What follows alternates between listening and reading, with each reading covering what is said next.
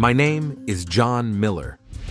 As a young boy growing up in a small town in America, I always aspired to serve my country. I was raised to believe that there is no greater honor than defending the values and freedoms that our nation stands for. So as soon as I turned 18, I enlisted in the United States Marine Corps. As a Marine, I have had the opportunity to work in various departments and specialize in different areas. However, my current role is one that I hold close to my heart. I am part of the security detail that prepares for the President's flight. It is not an easy task, but it is one that I take very seriously. Every move we make and every detail we check can potentially impact the safety of the President and our country. It was an ordinary day as we were preparing for President Trump's flight. We received a call that the President's flight would be delayed for a few hours, and that gave us some extra time to double-check everything. As I stood by the plane, making sure everything was in place, I dropped my hat. I didn't notice it at first, so I continued with my duties. But then I saw it rolling over to the side. I quickly went over to retrieve it, but before I could reach it, someone else picked it up. To my surprise, it was the President himself. He handed me my hat with a smile and said, "Here you go, son." I couldn't believe it.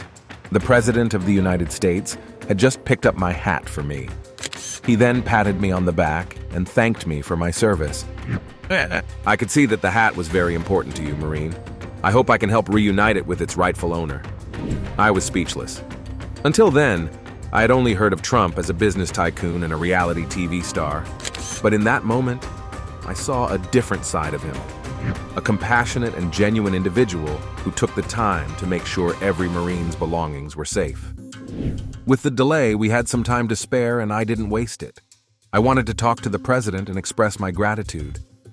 I went up to him and introduced myself. He shook my hand and asked me about my role in the Marines. I told him about my journey and how I had always wanted to be a Marine.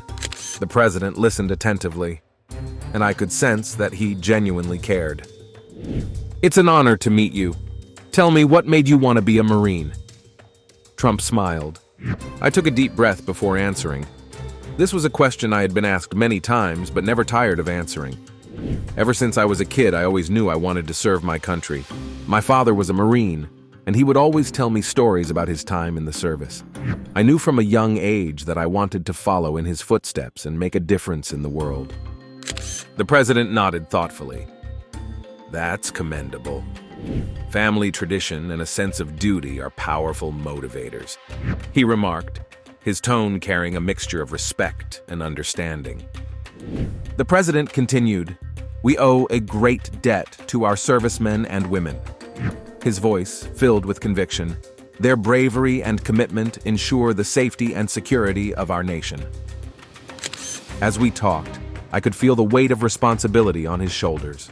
Despite everything going on around him, he took the time to talk to me, a simple Marine. It was a humbling experience, and it made me admire the President even more. The way he carried himself with such grace and compassion was remarkable. I could see that he truly cared for the well-being of his people and was always willing to lend a helping hand. The President then invited me to join him for lunch while he waited for the departing flight, and I couldn't believe it. I had never imagined that I would have the opportunity to share a meal with the leader of our country.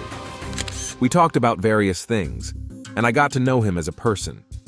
He shared his experiences and challenges he had faced in his role as the President. It made me realize the sacrifices he had to make and the immense responsibility he carried on his shoulders. I've faced numerous challenges throughout my life, but none have been as great as the challenges I've faced as President. He began, his voice calm and steady. I leaned in, eager to listen to his story. "I never imagined I would be the President. It was never part of my plan or dream. I was content being a successful businessman. But when I saw the state of the country, the way it was being run, I knew I needed to do something about it." He went on to tell me about his decision to run for president, the campaign that was filled with controversy and attacks from both sides, and the ultimate victory that surprised everyone, including himself. A lot of people doubted me. They said I didn't have what it takes to be a good leader. But I knew deep down inside that I could make a difference. he said, his eyes full of determination. As he spoke, I couldn't help but wonder how he handled the immense pressure and criticism that came with the role of president. It's not easy, I won't deny that. Being the President of the United States is a 24/7 job. I never have a moment to myself. My days are filled with meetings, briefings, and press conferences. And then there's the constant media scrutiny. Every move I make is analyzed and criticized, he said with a sigh. But I have a strong team behind me, people who believe in me and my vision for this country. And that's what keeps me going, he added. He went on to talk about some of the major challenges he has faced during his presidency, from the ongoing trade wars with China to the negotiations with North Korea. Every decision he made was met with intense scrutiny and backlash. But what struck me the most was when he talked about the immigration crisis and his controversial border wall. It is no secret that I have faced a lot of criticism and backlash from the media during my time as President of the United States. The media may try to distract you with their constant sensationalism and biased reporting, but I am not afraid to speak the truth. My policies, while they may seem controversial, are always about one thing: protecting our citizens and our country. The safety and security of our nation will always be my top priority, and I will do whatever it takes to ensure that America remains the greatest country in the world. When I took office, I inherited a country that was facing many challenges. Our economy was struggling, our national security was at risk, and our citizens were feeling forgotten and disillusioned. I made a promise to the American people that I would put America first and make our country great again. And that is exactly what I have been doing, he said firmly. What have you done so far to make America great again? I asked. Came the reply, I have taken a tough stance on immigration, not because I am against immigrants, but because I am for the safety and security of our country. Our borders were once a gateway for criminals, terrorists, and drugs to enter our country, but not anymore. I have implemented strict policies and increased border security to keep our citizens safe. And let me tell you, it's working. Illegal border crossings have decreased significantly, and our country is safer because of it. Some have accused me of being heartless and separating families at the border, but the truth is, I simply cannot allow unlawful immigration to continue.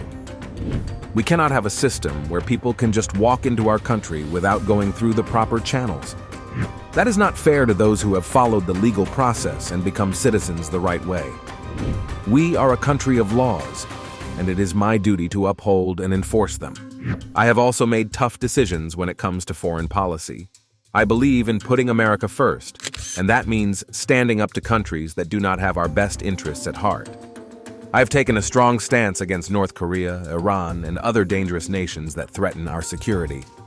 And let me tell you, they no longer see America as a weak and divided country. They know that under my leadership, we will not back down. I have also made it a priority to rebuild our military, which was severely depleted under previous administrations. Our soldiers deserve the best equipment and resources to defend our country, and that is exactly what they are getting. I have also made it a point to take care of our veterans, who have sacrificed so much for our country.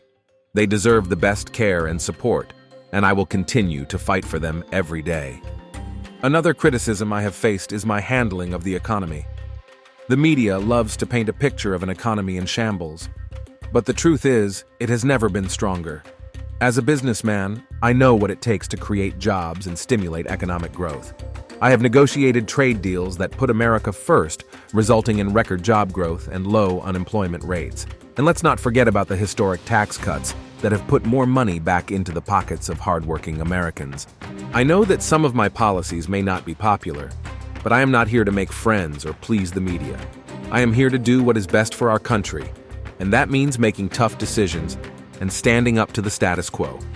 Change is never easy, but it is necessary for progress. And let me tell you, under my leadership, America is progressing like never before. It is also time to address the elephant in the room, the ongoing impeachment trial. Let me be clear, this whole process is nothing but a witch hunt driven by those who are afraid of the progress we are making as a country. They cannot accept that the American people chose me to be their president, and they will stop at nothing to try and remove me from office. But I will not back down, and I will not let this distract me from fulfilling my duties to the American people. I could see the weight of his responsibilities on his shoulders, but at the same time, I could see the passion and drive in his eyes. As our conversation continued, I asked him about the biggest accomplishment of his presidency so far. Without hesitation, he replied, "The economy." He went on to talk about the stock market reaching record highs, the decrease in unemployment rates, and the growth of various industries. Despite the criticism, he firmly believed that his policies had a positive impact on the economy. When I took office, our country was facing tough economic times. Our stock market was stagnant, unemployment rates were high, and industries were struggling. But I refused to let this become the new normal.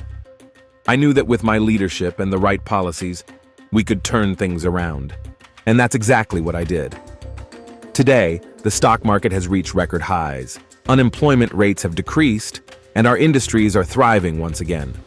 Some may say it's a coincidence, but I firmly believe that it's the result of my policies that put America first. I made it a priority to bring jobs back to our country. I renegotiated trade deals and enforced tariffs on countries that were taking advantage of us. And as a result, we have seen a significant increase in job growth and a decrease in outsourcing. I also cut taxes for hardworking Americans, allowing them to keep more of their money and stimulate the economy. This has led to an increase in consumer spending, which in turn has boosted our economy. But my biggest accomplishment in terms of the economy is the record number of regulations that we have rolled back. These unnecessary regulations were stifling businesses and hindering their growth. By lifting these burdens, we have allowed businesses to thrive and create more jobs for our citizens. And I can proudly say that we have not only boosted the economy, but we have also created a positive change in the lives of everyday Americans. I have met countless individuals who have shared their stories with me. Stories of how they were struggling to make ends meet, but now have a job and a brighter future. Stories of small business owners who were drowning in regulations, but are now able to expand and grow their businesses. These are the stories that truly inspire me and reaffirm my belief that our policies are working. Now I know that there are some who will try to discredit our success. They will say that the economy was already on an upward trend when I took office. But let me tell you, it takes strong and decisive leadership to maintain that upward trend and take it to new heights. And despite the criticism, I will continue to put America first and do what is best for our country, because that is the true job of a president, to serve the people and make their lives better. During our conversation, the president also asked me about my family and whether I had kids. I told him I had a daughter who was turning 7 next month. He smiled and asked if he could do something special for her. I couldn't believe what was happening. The president wanted to do something special for my daughter. I told him it would mean the world to her, and he promised to send her a personalized birthday card. Weeks went by, and I'd almost forgotten about the president's promise. However, on the day of my daughter's birthday, a package arrived. She excitedly opened it to find a handwritten letter from the president, along with a signed photo. The joy on my daughter's face was priceless, and I couldn't thank the president enough for his kind gesture. That day, I realized that the president was not just a powerful figure, but also a compassionate and caring human being. In the eyes of many, he is the leader of our country, but to me, he was the man who picked up my hat and made my daughter's birthday extra special. I will always be grateful for the act of kindness he showed me that day. As a Marine, I am ready to lay down my life for my country, but having a president like him makes my service all the more meaningful. My encounter with President Trump was a life-changing experience. It reminded me that despite our differences, we are all Americans, and we must stand united, especially in times of hardship. As a Marine, I am committed to upholding our values and protecting our country. And I will always remember the day that the president picked up my hat and showed me that kindness and compassion are what truly make America great.